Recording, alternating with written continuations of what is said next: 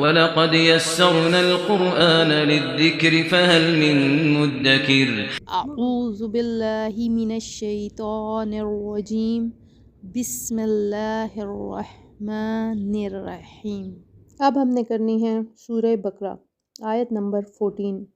وَإِذَا لَقُوا الَّذِينَ، اور جب وہ ملتے ہیں ان لوگوں سے، آمنوا جو ایمان لائے ہیں، قالوا آمنا تو کہتے ہیں ہم بھی ایمان لائے ہیں، وَإِذَا خَلَوْا اور جب وہ تنہا ہوتے ہیں، إِلَى شَيَاطِینِہِمْ اپنے شیطانوں کے ساتھ، قالوا تو کہتے ہیں اِنَّا کہ ہم تو، مَعَکُمْ تمہارے ساتھ ہیں، إِنَّمَا نَحْنُ بے شک ہم تو، مستہزئون مذاق کرنے والے ہیں۔ وَإِذَا لَقُوا الَّذِينَ آمَنُوا اور جب یہ ایمان والوں سے ملتے ہیں۔ دیکھیں، منافقین کا مسلمانوں کو بے وقوف کہنا اور کفار سے اظہار یکجہتی کرنا اپنی نجی محفلوں میں تھا، جبکہ مسلمانوں سے تو وہ یہی کہتے تھے کہ ہم مخلص مومن ہیں۔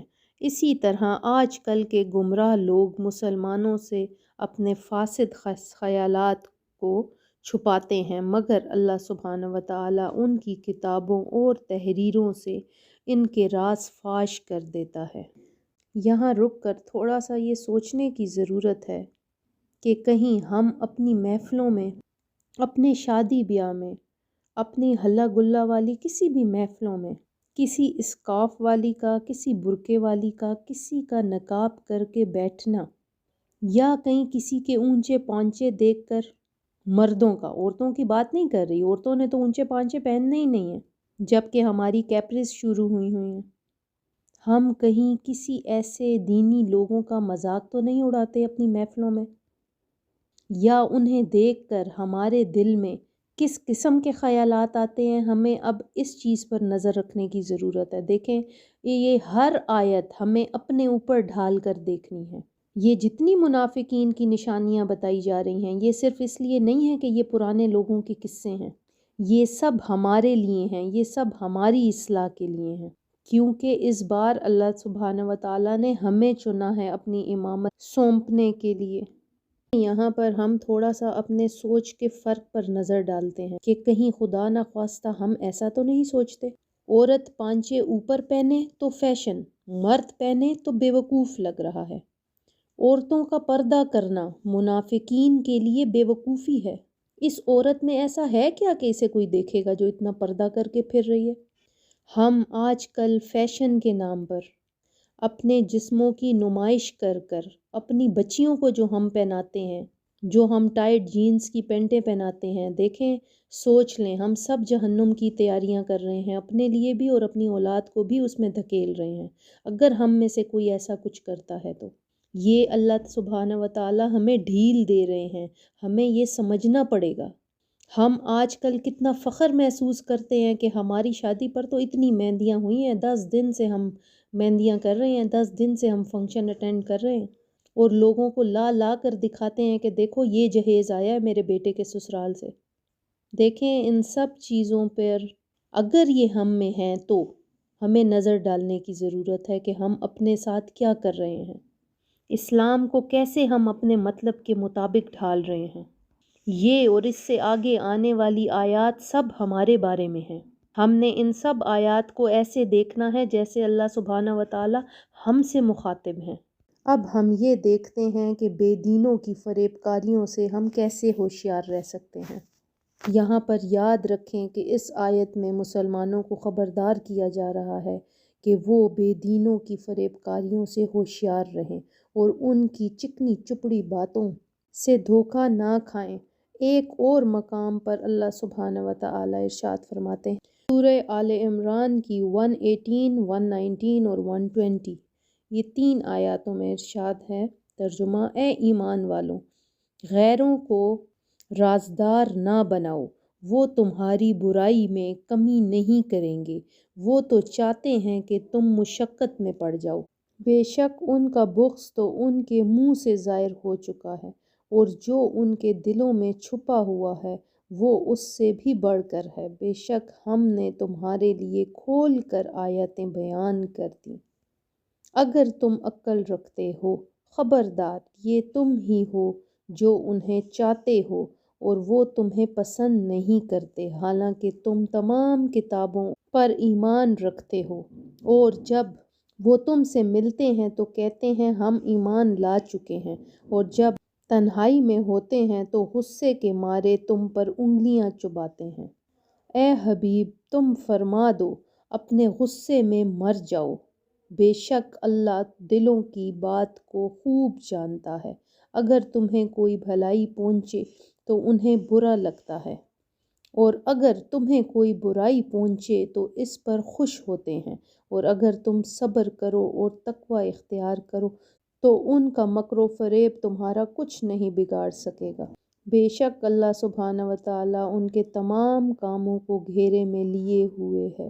رسول کریم صلی اللہ تعالیٰ علیہ وآلہ وسلم نے ارشاد فرمایا، ایاکم و ایاہم لا یضلونکم ولا یفتنونکم، ان سے دور رہو اور انہیں اپنے سے دور کرو، کہیں وہ تمہیں گمراہ نہ کر دیں، کہیں وہ تمہیں فتنے میں نہ ڈال دیں۔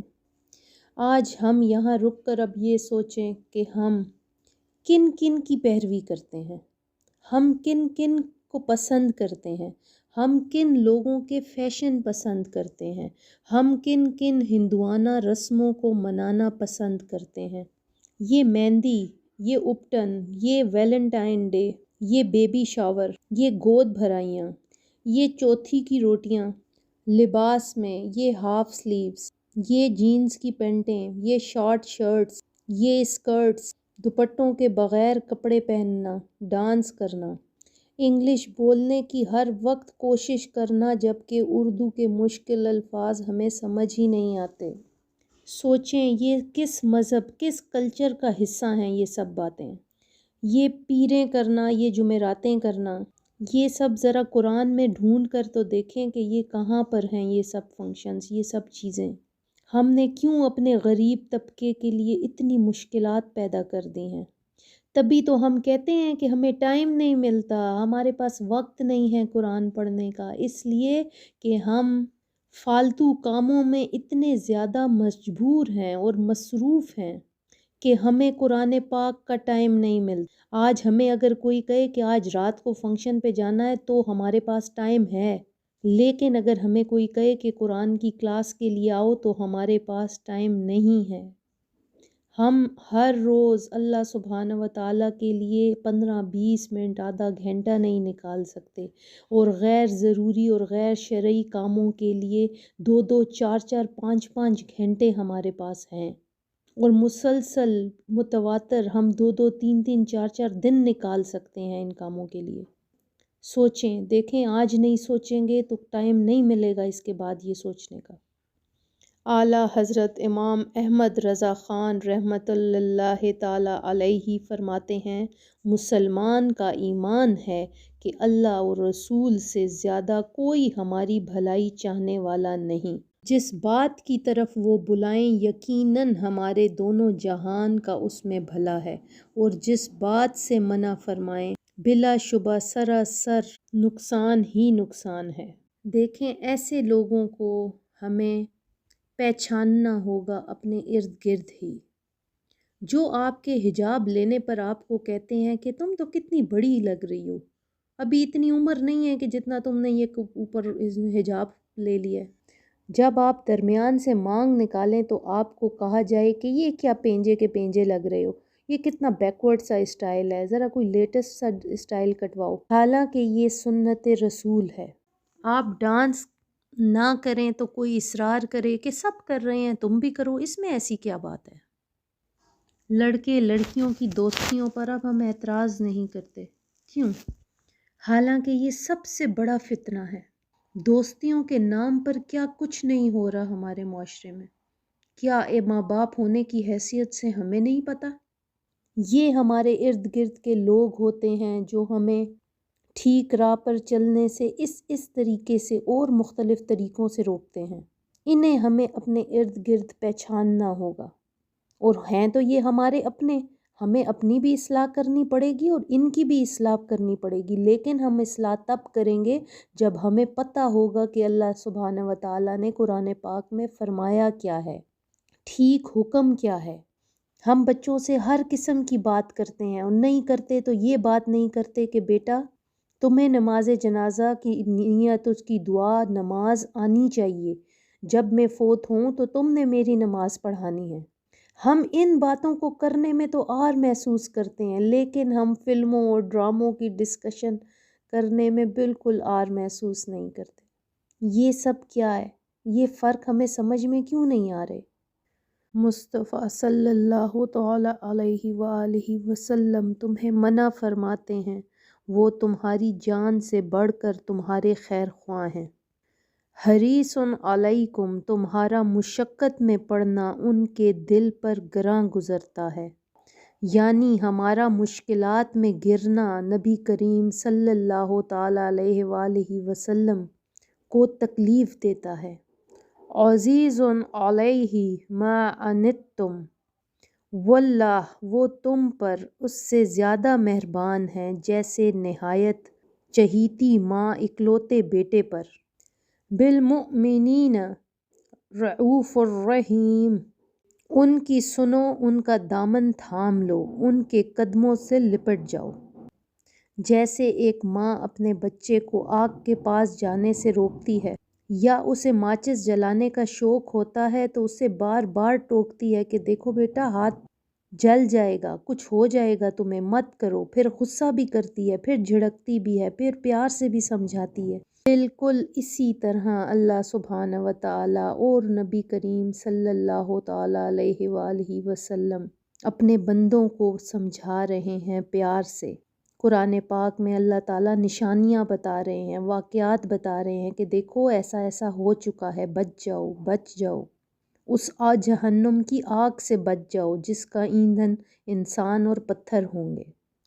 وَإِذَا خَلَوْا إِلَىٰ شَيَاطِينِهِمْ، اور جب اپنے شیطانوں کے پاس تنہائی میں جاتے ہیں۔ اس آیت مبارکہ کا مطلب ہے یہاں شیاطین سے کفار کے وہ سردار مراد ہیں جو دوسروں کو گمراہ کرنے میں مصروف رہتے ہیں۔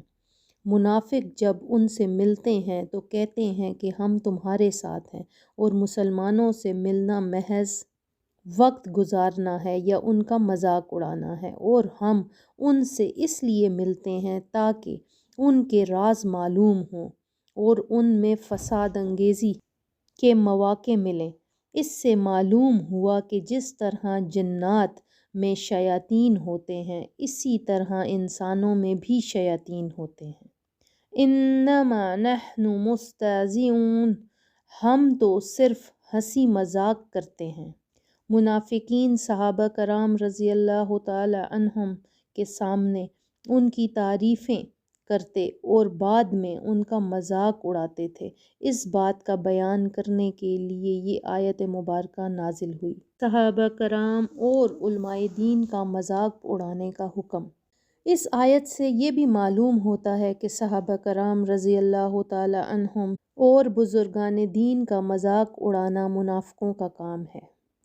آج کل بھی ایسے لوگوں کی کمی نہیں جو اپنی مجلسوں اور محفلوں میں علماء کرام اور دینداروں کا مذاق اڑاتے اور ان پر طعنے کستے نظر آتے ہیں، اور جب ان کے سامنے آتے ہیں تو منافقت سے بھرپور ہو کر خوشامد اور چاپلوسی کرتے ہیں اور تعریفوں کے پل باندھتے ہیں۔ یوں ہی ایسے لوگوں کی بھی کمی نہیں جنہیں مذہب اور مذہبی نام سے نفرت ہے، اور مذہبی حلیے اور وضاقتہ دیکھ کر ان کی طبیعت خراب ہو جاتی ہے۔